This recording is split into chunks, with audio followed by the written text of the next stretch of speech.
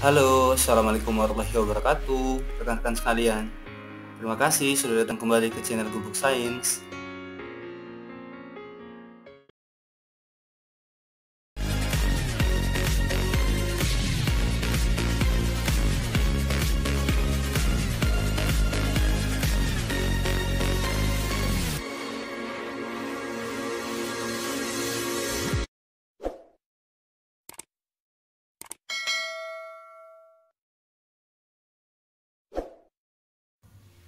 Oke, kembali lagi ke channel Gubuk Sains. Terima kasih ya kepada teman-teman semua yang sudah mensubscribe, like, dan share video-video yang ada di channel Gubuk Sains.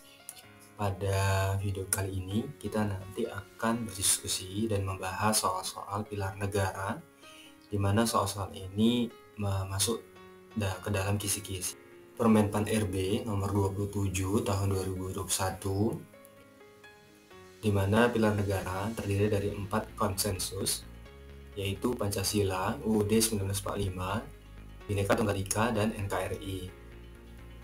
Soal-soal pilar negara terus berkembang dan terus diadakan pada tes SKD nanti, sehingga ini wajib harus dikuasai oleh teman-teman semua sambil menunggu jadwal keluar rilis dari BKN nantinya.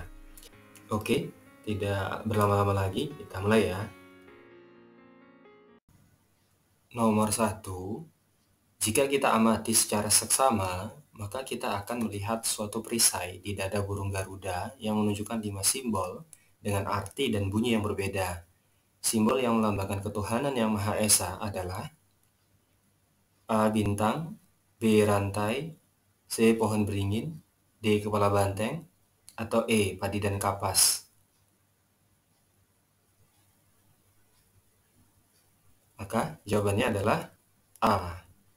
Pembahasannya yaitu simbol bintang pada perisai di dada burung Garuda melambangkan ketuhanan yang Maha Esa.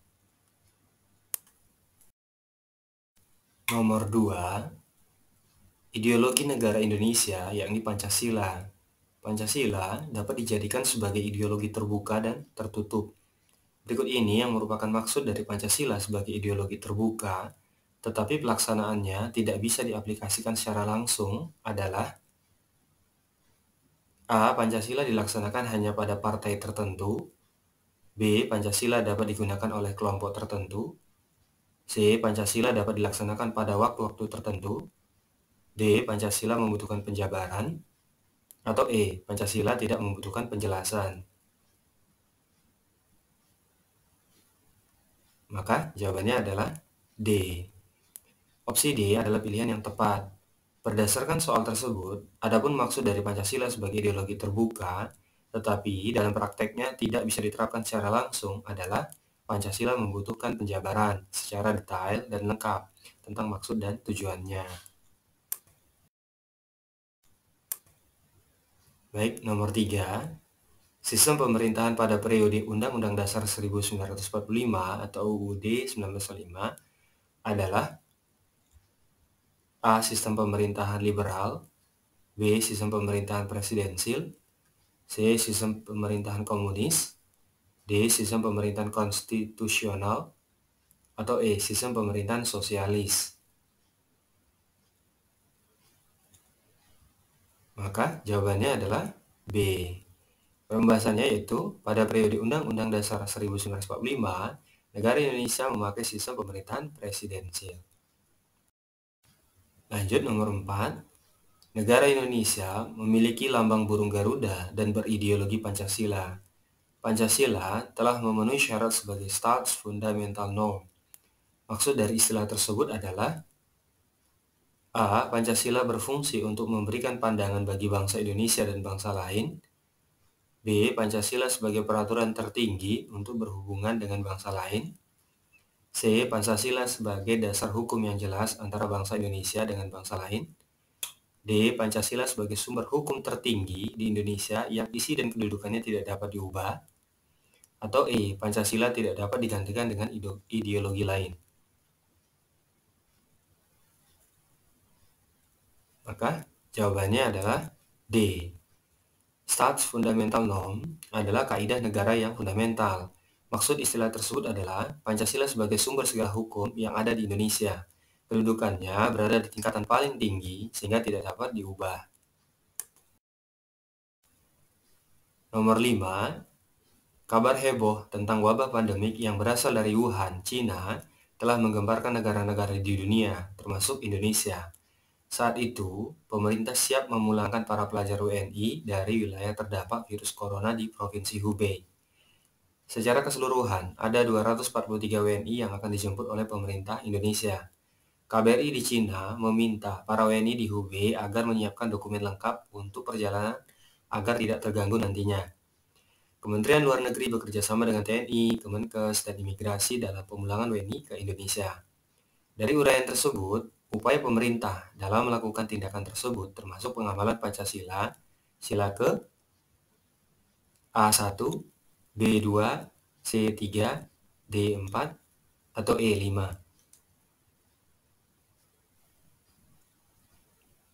Maka jawabannya adalah B. Bahasanya yaitu pemerintah Indonesia telah mengamalkan sila kedua Pancasila. Dalam butir-butir pengamalan Pancasila sila kedua, yaitu mengembangkan sikap saling mencintai sesama manusia, menjunjung tinggi nilai-nilai kemanusiaan, dan gemar melakukan kegiatan kemanusiaan.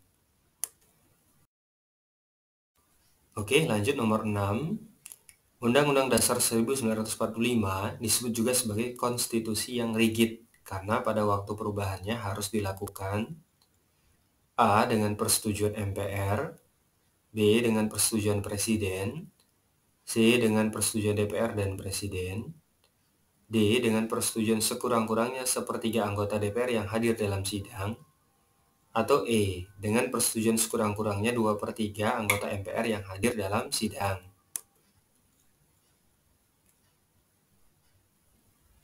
Maka jawabannya adalah E. Konstitusi rigid maksudnya adalah konstitusi di mana perubahannya dilakukan suatu cara tertentu atau proses khusus. UUD 1945 bersifat rigid dan ketika pada waktu ada perubahan, maka harus mendapat persetujuan sekurang-kurangnya 2/3 anggota MPR yang hadir dalam sidang. Oke, nomor 7. Saat masa reformasi, amandemen terhadap UUD 1945 sudah dilakukan sebanyak A 1 kali, B 2 kali, C 3 kali, D 4 kali, atau E 5 kali. Maka jawabannya adalah D. Amandemen UUD 1945 pada masa reformasi adalah sudah 4 kali, yaitu amandemen pertama disahkan pada tanggal 19 Oktober 1999, amandemen kedua disahkan pada tanggal 18 Agustus tahun 2000, amandemen ketiga disahkan pada tanggal 10 November 2001, dan amandemen keempat disahkan pada tanggal 10 Agustus 2002. Lanjut lagi nomor 8. Agar dapat mengimplementasikan semboyan Bhinneka Tunggal Ika dalam kehidupan berbangsa dan bernegara, maka harus memahami prinsip-prinsip yang terkandung dalam Bhinneka Tunggal Ika tersebut.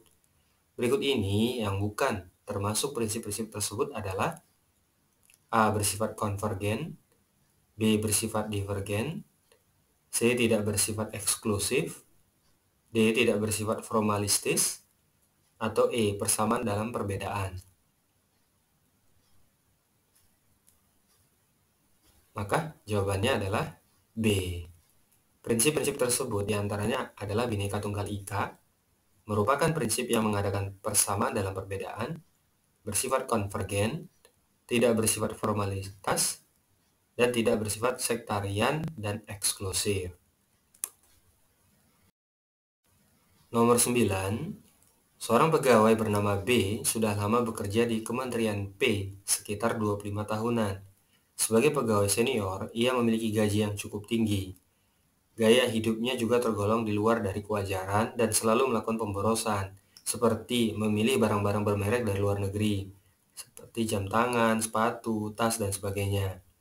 Sikap pemborosan yang dilakukan oleh pegawai tersebut sebenarnya telah melanggar Pancasila sila dengan simbol A. bintang, B. rantai, C. pohon beringin, D. kepala banteng, atau E. padi dan kapas.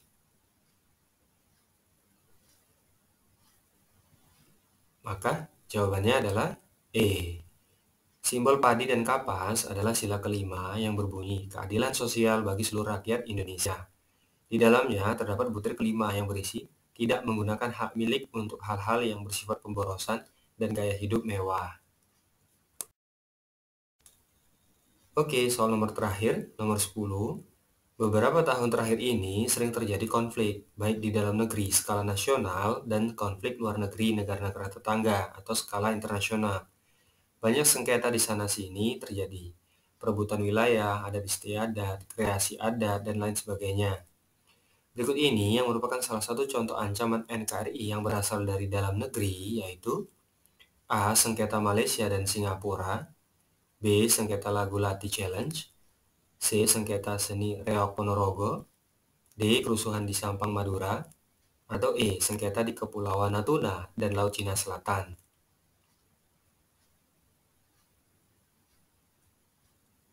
Maka jawabannya adalah D. Pembahasannya yaitu kerusuhan di Sampang Madura merupakan salah satu contoh ancaman NKRI yang berasal dari dalam negeri, sehingga pemerintah harus mengadakan mediasi agar permasalahan ini selesai. Selain di Sampang, terjadi juga kerusuhan di Poso sampai Aceh dan Papua.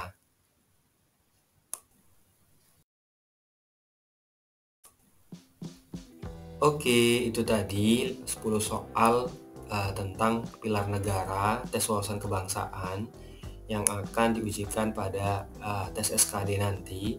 Selamat kepada teman-teman yang telah menjawab benar semua, dan kepada teman-teman yang belum, silahkan diputar kembali, didengarkan dengan seksama dan jawab soal-soal yang tepat. Mudah-mudahan teman-teman semua dapat menguasai soal-soal pilar negara ini. Terima kasih kepada teman-teman yang sudah subscribe, like, dan share. Mohon menginfokan kepada teman-teman yang lain juga agar belajar dan berdiskusi dengan baik. Sampai ketemu lagi di video part-part selanjutnya. Assalamualaikum warahmatullahi wabarakatuh.